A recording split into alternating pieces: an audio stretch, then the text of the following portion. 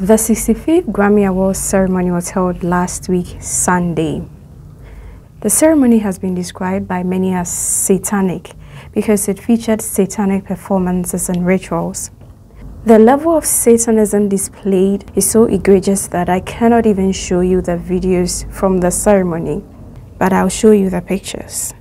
It is therefore surprising and disappointing that some gospel artists were present at this ceremony. These include Maverick City Music and Kirk Franklin. My question is, what has light got to do with darkness? 2 Corinthians chapter 6 verse 14 to 16a says, "Do not be yoked together with unbelievers, for what do righteousness and wickedness have in common? Or what fellowship can light have with darkness? What harmony is there between Christ and Belial? Or what does a believer have in common with an unbeliever? What agreement is there between the temple of God and idols?" People who profess to be Christians shouldn't have been at this ceremony and even sat through the satanic performances. Again, what fellowship can light have with darkness?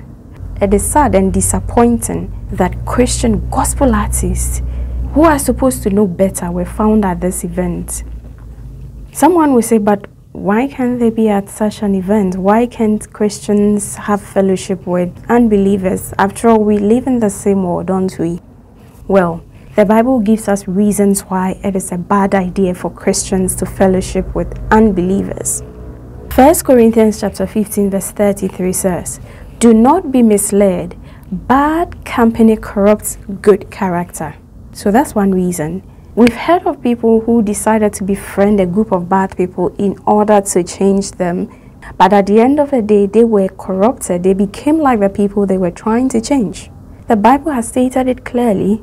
Bad company corrupts good character. 2 Corinthians chapter 6 verse 16b also says, "For we are the temple of the living God. As God said, I will live with them and walk among them, and I will be their God, and they will be my people." How dare we take the temple of God to such an assembly? In so doing, we're defiling the temple of God. How can we do that? That is unacceptable. 2 Corinthians chapter 6 verse 17 says, "Therefore, come out from them and be separate, says the Lord. Touch no unclean thing, and I will receive you." God is calling us to come out from among them, to come out from darkness, because we do not belong there, because darkness will corrupt us. Some will say, "Oh, but Jesus associated with sinners." That is what they say all the time when you bring up the issue of believers fellowshipping with unbelievers. But here's the thing. Jesus did not participate in their sin. But unfortunately, that is what was happening here, because these people sat through the satanic performances. These performances have even been called worship. So they sat through the satanic worship. Were they not taking part in the worship of Satan? So you see what happens when you end up fellowshipping with unbelievers. You inadvertently do things that you will not do naturally. I'm sure these gospel artists would not get up to sing worship songs to Satan. But in taking part in this award ceremony, they ended up worshiping Satan because they sat through the rituals that were going on at the ceremony. Jesus, as I said, would never participate in the sin of the people he engaged. What did Jesus tell the adulteress after interacting with her?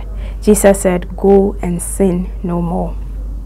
But unfortunately, the gospel artists who were at this event took part in the sin that was going on, and that is sad.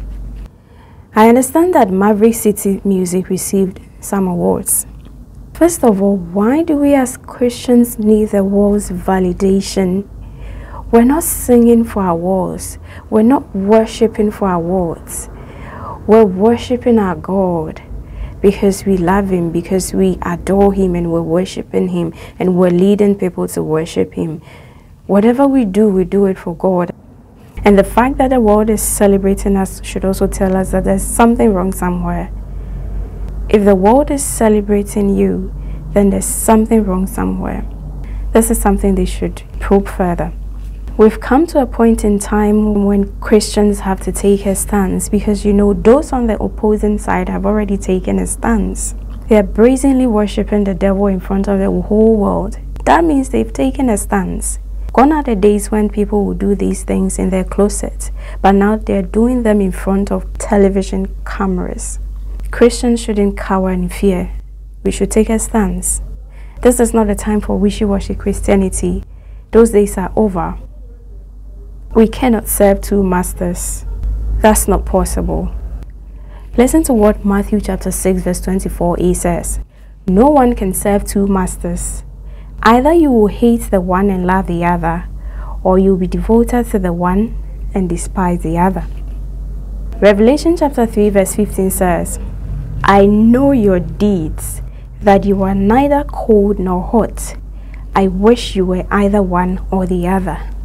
It is very dangerous to be lukewarm, because you deceive yourself that you're saved and you're not saved. And yet you're not opening yourself up to being evangelized and being saved. So it's better to take a stance. If you want to be cold, be cold. If you want to be hot, be hot. You cannot be lukewarm. Even God doesn't like people who are lukewarm. Listen to what Revelation chapter 3 verse 16 says. So because you are lukewarm, neither hot nor cold, I am about to spit you out of my mouth. You don't want God to do that. For this reason, I am calling on Maverick City Music and Kirk Franklin to take a stance now. The wishy-washy Christianity should be over. They should take a stance now. All of us should also do the same. We need to take a stance. Will you stand up for Jesus? The time is now. Stand up for Jesus. Take a stance for Jesus. Share your thoughts with me in the comment section below. Thank you for watching. Until I come your way again next time, stay blessed.